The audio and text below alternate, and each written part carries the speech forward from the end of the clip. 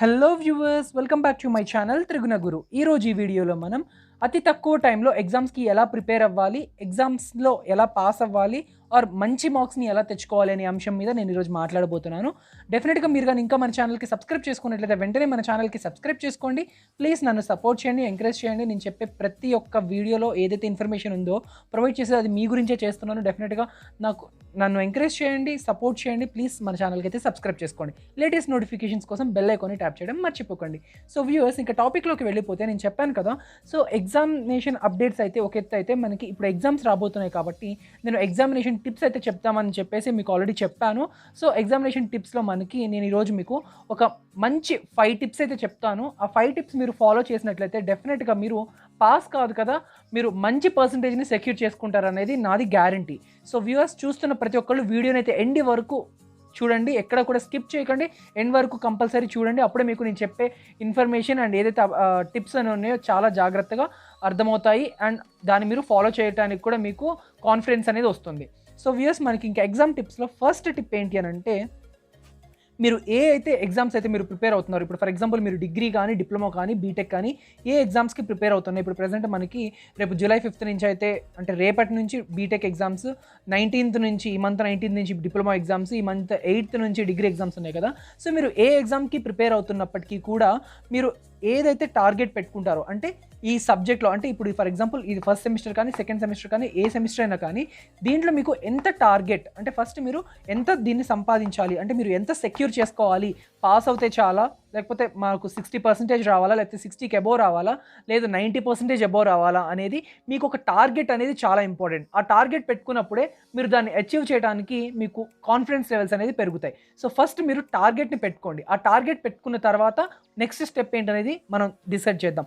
ఇప్పుడు మీరు ఎంత చదవాలి, ఎంత చదివితే ఏమొస్తుంది అనేది అదంతా పక్కన పెడితే, మీకు ఎంత రావాలి, మీకు ఏం కావాలనేది మీరు ముందు డిసైడ్ చేసుకున్న తర్వాత నెక్స్ట్ దాని గురించి ఆలోచించండి. మీకు ఎంత పర్సంటేజ్ కావాలి, మీరు ఏం చేస్తే దానికి వస్తుంది అనేది మనం తర్వాత ఆలోచించాలి. ఫస్ట్ మీకు ఏం కావాలనేది ఆలోచించండి, ఆ తర్వాత ఎలా చేయాలనేది నేను చెప్పడానికి నేనున్నాను. సో వ్యూయర్స్, ఇప్పుడు మీరు ఏ విధంగా అయినా కానీ, ఇప్పుడు పాస్ అయినా కానీ, అటు 60%, 50%, 70, 80, 90 లేదు 100% అనేది ఇంకా మీ చేతిలో ఉంటుంది, మీ డిసిషన్స్ని బట్టి ఉంటుంది అది. సో నేనైతే ఏ విధంగా చేసినా కూడా మీకు ఈజీగా పాస్ అవడానికి, అట్ ద సేమ్ టైం 60 నుంచి అబోవ్ పర్సంటేజ్ ఎలా తెచ్చుకోవాలనేది కూడా ఈ వీడియోలో అయితే నేను చెప్తాను. సో వ్యూయర్స్, మీరు ముందుగా చేయాల్సింది ఏంటంటే, మీ గోల్ని అయితే సెట్ చేసుకోవాలి. ఆ తర్వాత సెకండ్ స్టెప్ ఏం చేయాలి అని అంటే, మీరు ఏవైతే ఎగ్జామ్స్ రాస్తున్నారో దాని గురించి మీకు తెలిసి ఉండాలి. ఇప్పుడు ఫర్ ఎగ్జాంపుల్ పేపర్ ప్యాటర్న్ కానీ, లేకపోతే టైమింగ్ కానీ, దాన్ని మీరు ఎలా అంటే ఏ ప్యాటర్న్లో చేయాలి అనేది మీకు కొంచెం అవగాహన ఉండాలి. అంటే అసలు ఎగ్జామ్ ప్యాటర్న్ ఏంటి, ఎలా అడుగుతున్నారు, ఏ సబ్జెక్ట్ మీద ఎలాంటి క్వశ్చన్స్ అడుగుతున్నారు అనేది మీకు డెఫినెట్గా తెలిసి ఉండాలి. సో ఒకవేళ మీకు అది ప్రాపర్గా తెలియకపోతే ఫస్ట్ అది తెలుసుకోండి. మీ గ్రూప్ ఏంటి, సో దానికి సంబంధించిన సబ్జెక్ట్స్ ఏంటి, వాటిలో ఎలాంటి క్వశ్చన్స్ అడుగుతారు, అంటే ఏ యూనిట్ నుంచి ఎన్ని క్వశ్చన్స్ వస్తాయి, పేపర్ ప్యాటర్న్ ఎంత, వెయిటేజ్ ఎంత అనేది ముందు డీటెయిల్స్ తెలుసుకోండి. ఆ తర్వాత మీరు చేయాల్సింది ఏంటి అని అంటే, థర్డ్ స్టెప్లో వచ్చేసి, అంటే థర్డ్ టిప్ వచ్చేసి, decide the topics you want to cover. ఇప్పుడు ఫర్ ఎగ్జాంపుల్ ఇదేంటి అని అంటే, మీరు మీ పేపర్ వెయిటేజ్ని బట్టి మీరు ఏ టాపిక్స్ని కవర్ చేయాలనుకుంటున్నారు, ఏ యూనిట్స్ని కవర్ చేయాలనుకుంటున్నారు, వేటిని టార్గెట్గా పెట్టుకోవాలనుకుంటున్నారు అనేది చాలా ఇంపార్టెంట్ ఇక్కడ. సో ఇప్పుడు ఫర్ ఎగ్జాంపుల్ మీరు డిగ్రీ విషయానికి వస్తే, ఇది ఎగ్జాంపుల్ మాత్రమే.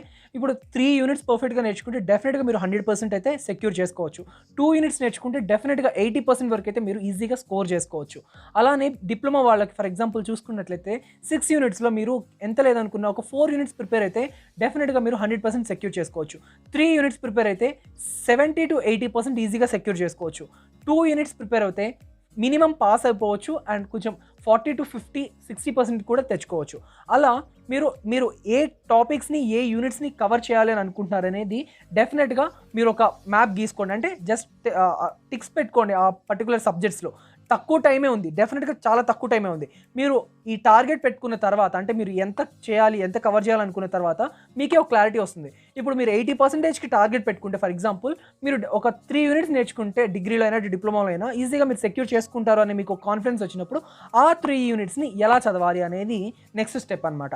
సో ఇప్పుడు ఈ 3 స్టెప్స్, ఈ 3 టిప్స్ మీకు కరెక్ట్‌గా అర్థమైనట్లయితే మీకు డెఫినిట్‌గా ఫోర్త్ అండ్ ఫిఫ్త్ కూడా ఈజీగా అర్థమవుతుంది. సో, అది ఇంకా తక్కువ టైంలో ఇంకెలా కవర్ చేయాలనంటే, ఇప్పుడు ఈ యూనిట్స్ ఏవైతే ఉన్నాయో మీరు ఆల్రెడీ డిసైడ్ అయిపోయిన యూనిట్స్ ఏవైతే ఉంటాయి కదా!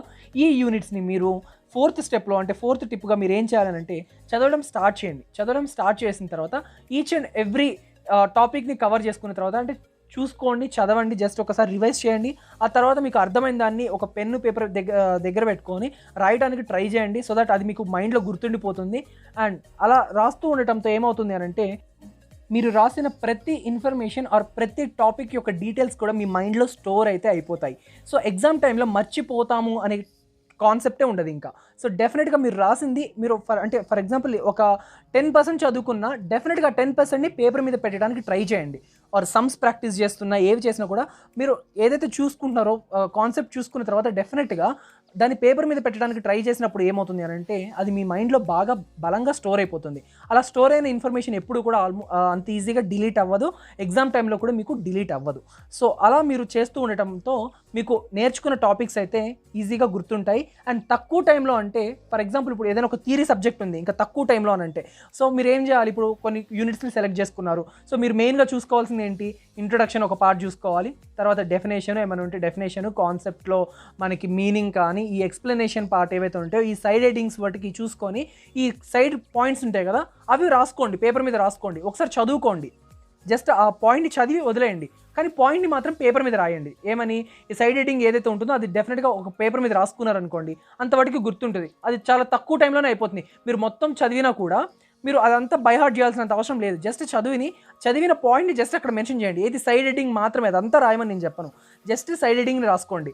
ఆర్ ఎల్స్ మీరు జస్ట్ సైడ్ హెడ్డింగ్స్ చూసి కూడా మేము గుర్తుపెట్టుకోగలుగుతామనే నమ్మకం ఉన్నవాళ్ళు, అదంతా చదవకపోయినా దాన్ని చూసి అర్థం చేసుకునే వాళ్ళైతే జస్ట్ సైడ్ హెడ్డింగ్స్‌ని ఒక పేపర్ మీద రాసుకున్నా కూడా మీకు ఈజీగా కాన్సెప్ట్ అయితే గుర్తుండిపోతుంది. ఒకవేళ మీకు ఆ కాన్సెప్ట్ తెలిసి ఉంటే. ఇంకా తెలియని కాన్సెప్ట్స్ అయితే డెఫినిట్‌గా ఒకసారి ఆ లైన్స్‌ని చూసుకోండి. ఒక 4, 5 లైన్స్, స్టార్టింగ్ 4, 5 లైన్స్ అయితే చూడండి.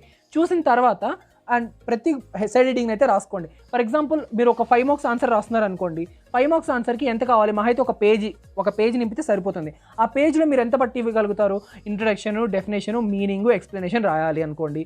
సో, ఇంట్రొడక్షన్ ఒక 2, 3 లైన్లు, డెఫినేషన్ ఒక 2, 3 లైన్లు, ఎక్స్‌ప్లనేషన్ మీనింగ్‌కి ఒక 4, 5 లైన్స్ రాసి, ఇంకా ఎక్స్‌ప్లనేషన్‌కి ఎన్ని లైన్లు ఉంటే అన్ని లైన్లు, ఒక 7 లైన్స్ ఆర్ 8 లైన్స్.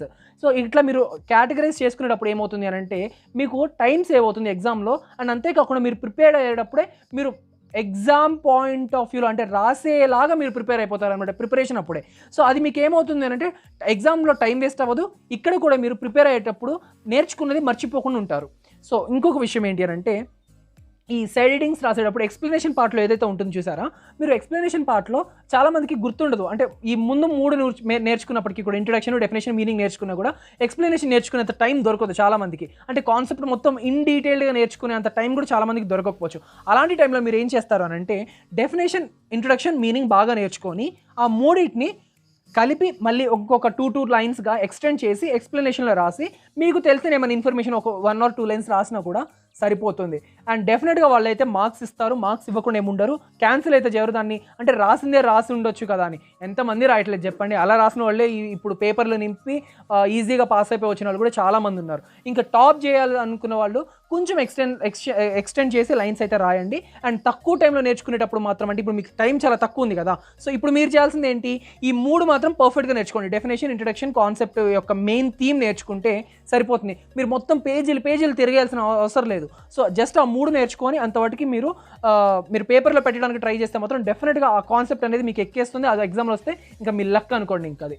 ఇంకా ఈ విధంగా ప్రిపేర్ అయితే మాత్రం మీకు చాలా తక్కువ టైంలో ఎక్కువ కాన్సెప్ట్స్ని కవర్ చేసుకునే అవకాశం దొరుకుతుంది.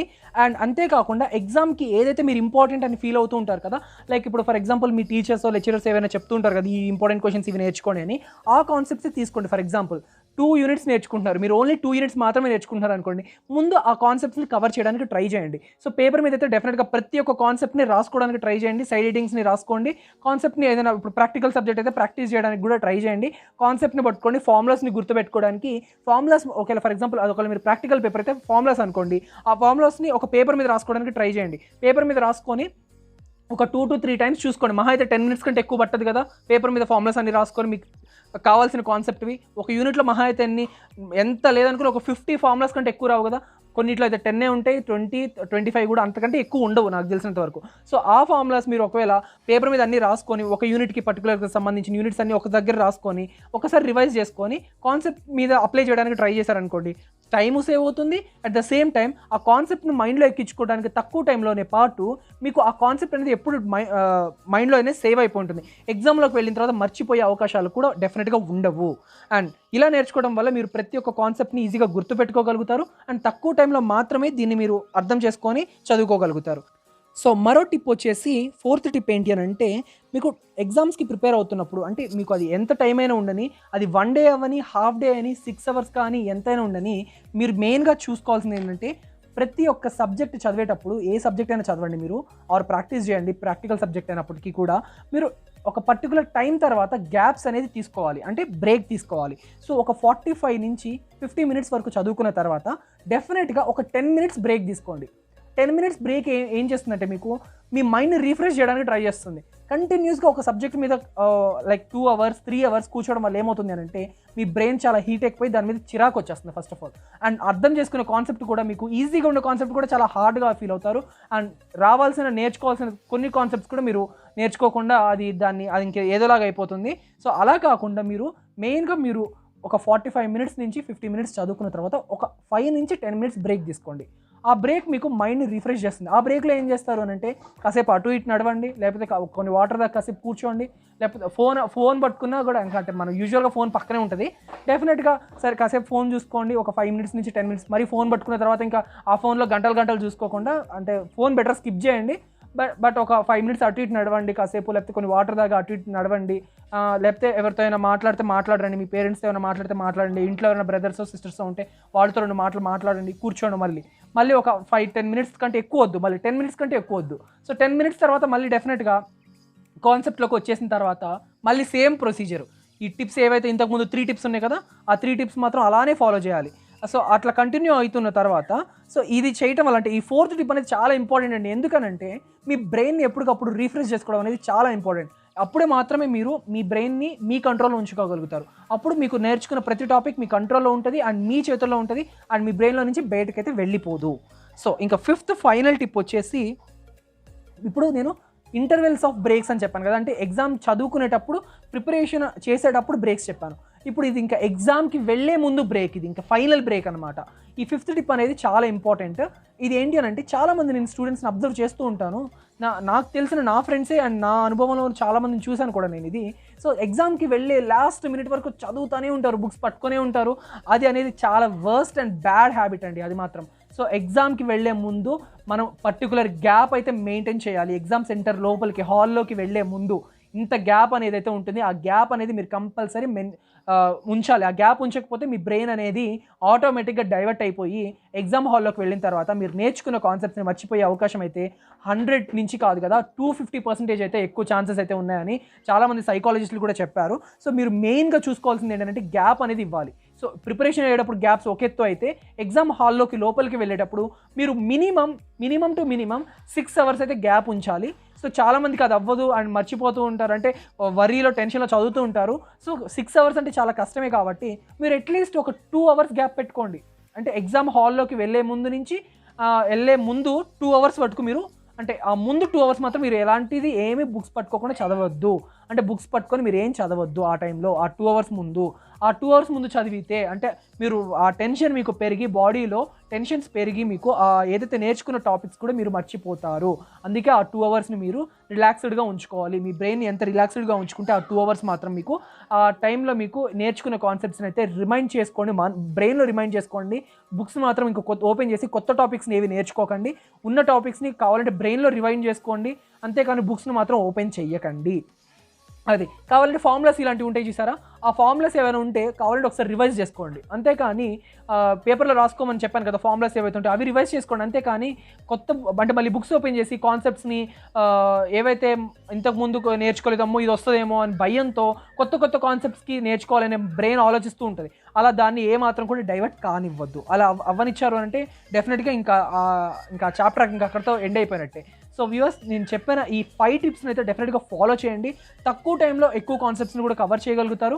నేర్చుకున్న కొన్ని కాన్సెప్ట్స్నైనా కరెక్ట్గా మీరు ఎగ్జామ్లో అయితే ప్రెజెంట్ చేయగలుగుతారు. అండ్ ఇంకొకటి ఏంటి అని అంటే ఎగ్జామ్లో ఎలా బిహేవ్ చేయాలి అంటే ఎగ్జామ్లో మనం ఎగ్జామ్ రాసేటప్పుడు పేపర్ని మనం ఎలా మెయింటైన్ చేయాలి, పేపర్లో ఎలా రాయాలి అవన్నీ కూడా నేను ఇంకొక వీడియో చేస్తాను. ఇప్పటికే వీడియో లెంత్ అయితే ఎక్కువైపోయింది.